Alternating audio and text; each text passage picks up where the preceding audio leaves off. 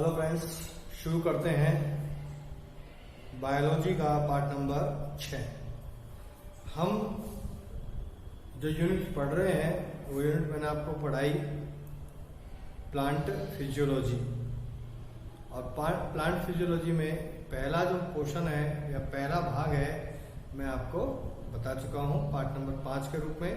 दूसरा है पादपों में जल अवशोषण व रसारोहण, कि पौधा जो है वो जल का अवशोषण किस प्रकार से करता है, किस जल का अवशोषण करता है और रसारोहण की क्रिया क्या होती है।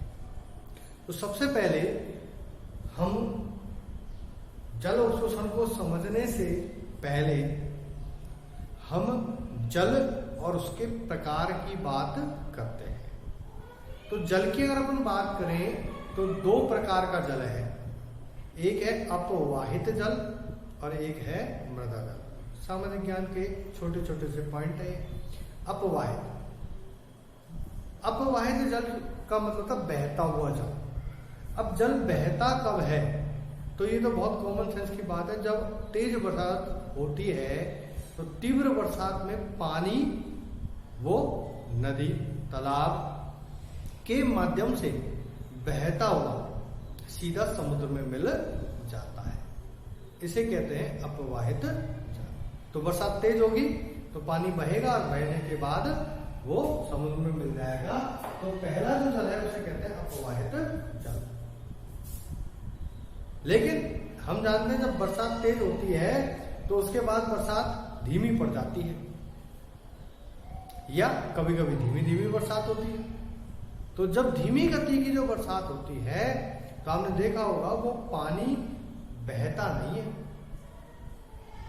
तो धीमी गति से होने वाली जो बरसात है उसका पानी धीरे धीरे मृदा यानी मिट्टी के अंदर रिसता हुआ चला जाता है। इसी को कहते हैं अपन मृदा जल, कि धीमी गति से बरसात होने पर अधिकांश जल मिट्टी में अवशोषित हो जाता है, इसे मृदा जल कहते हैं। मृदा जल कितने प्रकार का होता है, क्यों हमने क्यों कहा मृदा जल कितने प्रकार का होता है, कि मिट्टी को पानी तो मिल गया, उसकी हम मना नहीं कर रहे, लेकिन ये पानी पौधे को प्राप्त होगा तो किस प्रकार के पौधों को किस प्रकार का पानी होगा। तो पहले अपन समझे कि ये जो मिट्टी में जल पहुंचा है मीन्स ये जो मृदा जल है वो कितने प्रकार का है, तभी तो हम समझ पाएंगे कि हमें कौन सा जल प्राप्त हो। तो इसमें पहला है गुरुत्वीय जल। जैसे ही बरसात हुई, बरसात होने के बाद पानी रिसता हुआ कहाँ जाता है, भूमि में जाता है, मिट्टी में जाता है। मिट्टी में जब जाता है तो मिट्टी कहाँ है, हमारी पृथ्वी पर ही तो है। और हम जानते हैं पृथ्वी सभी वस्तुओं को अपनी ओर गुरुत्वाकर्षण बल से आकर्षित करती है।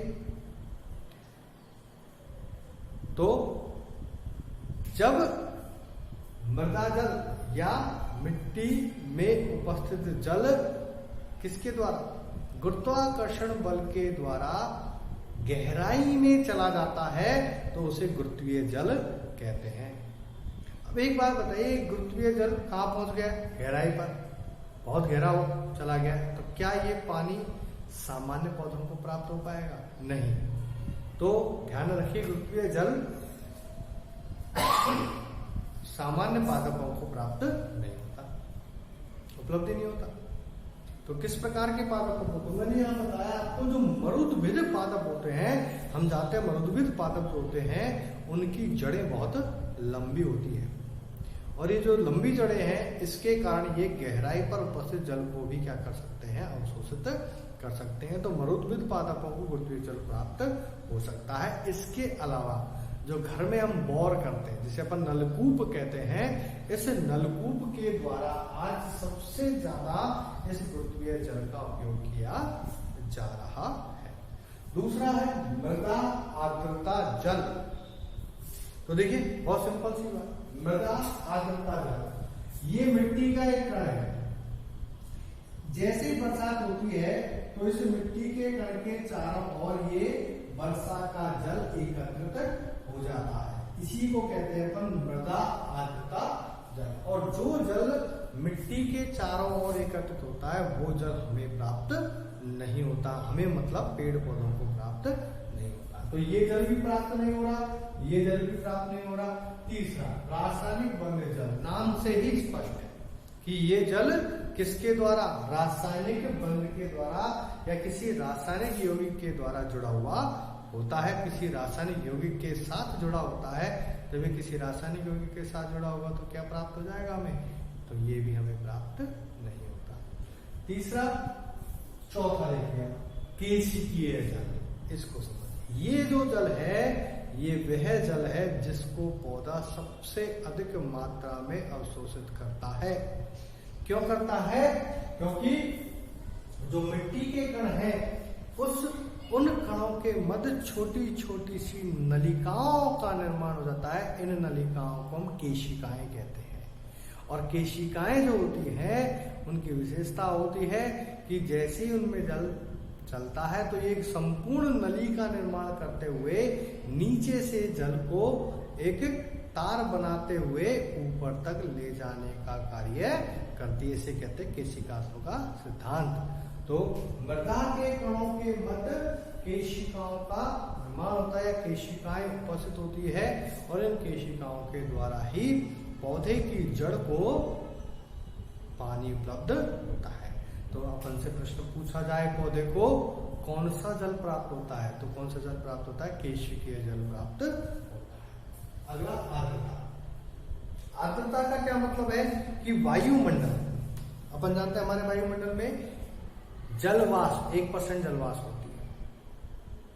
अब ये जो जलवाष्प होती है, ये जलवाष्प जो है इसे भी पौधे के द्वारा ग्रहण किया जाता है। लेकिन ये जो जलवाष्प सभी प्रकार के पौधों के द्वारा ग्रहण नहीं किया। ये किस प्रकार के पौधे, जो एपीफाइट्स है, अधिपादप है, या अपन के ऑर्किड के जो पौधे हैं उनके द्वारा या उनकी जड़ों के द्वारा इस जल का अवशोषण किया जाता है। तो ये बहुत इंपॉर्टेंट प्रश्न है जो परीक्षाओं में पूछा जाता है कि जो जलवाष्प है या आर्द्रता है, नमी जो किसमें उपस्थित है, वायुमंडल में उपस्थित है, ये किस प्रकार के पौधों को प्राप्त होती है, या ऑर्किड पौधों के द्वारा किस प्रकार के जल का अवशोषण किया जाता है। तो किस प्रकार के जल का, आर्द्रता या जलवाष्प का, वायुमंडल में उपस्थित जलवाष्प का अवशोषण किया जाता है। कैसे किया जाता है कि जो ऑर्किड की पौधे होते हैं उनमें लटकने वाली जड़ें पाई जाती हैं। ये जो लटकने वाली जड़ें हैं इनमें एक विशेष प्रकार का ऊतक होता है जिसे कहते हैं बेलामेन ऊतक।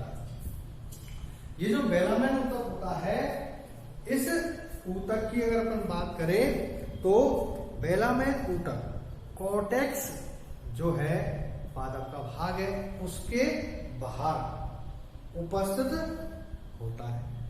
कि ये आपका जो पेड़ है, जब उसका अपन ने टीएस का आंतरिक संरचना देखी तो उसमें ये कॉर्टेक्स है और इस कॉर्टेक्स के बाहर ये एक बेलामेन ऊतक उपस्थित होता है। और ये जो बेलामेन ऊतक है इसको मैं आगे चित्र के द्वारा भी समझाऊंगा आपको।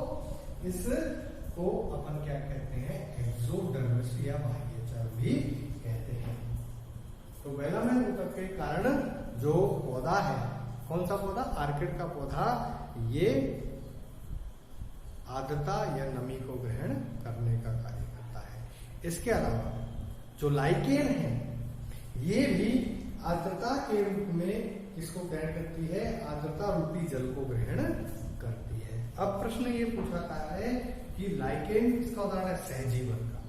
लाइकेन सहजीवन का उदाहरण, कवक और शैवाल जो है दोनों आपस में सहजीवन यानी कि दोनों साथ साथ रहते हुए अपना जीवन व्यतीत करती है।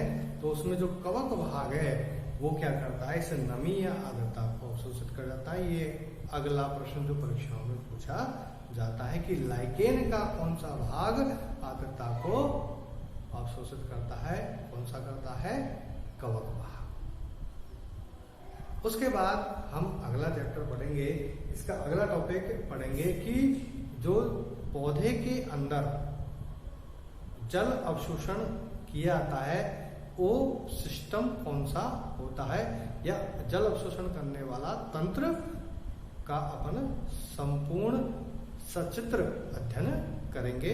पहले तो हम इसमें ये समझेंगे कि जो पादप है उनको अपन ने मुख्य रूप से 5 भागों में बांटा था, Thallophyta, bryophyta, pteridophyta, gymnosperm, angiosperm. तो ये जो सबसे पहले थैलोफाइटा, तो थैलोफाइटा में आप जानते हैं पादप शरीर जो होता है वो थैलस मतलब थैले के आकार का होता है।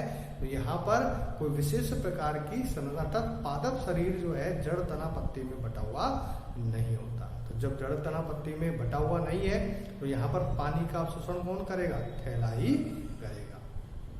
इसके बाद यदि चले अपन किस पर, ब्रायोफाइट्स पर, तो ब्रायोफाइट्स में थोड़ा सा विकास हो जाता है और इनमें एक संरचना जिसे अपन राइजोइड मूलाभास कहते हैं, इन मूलाभासों के द्वारा जल का अवशोषण किया जाता है। उसके बाद जो हम पढ़ेंगे सबसे विकसित रूप है वो कौन सा है, एंजियोस्पर्म। एंजियोस्पर्म में जल को अवशोषण के लिए विशिष्ट प्रकार की संरचना पाई जाती है।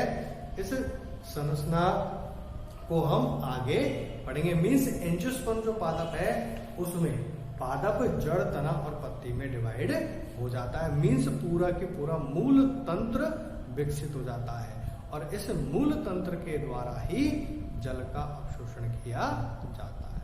धन्यवाद।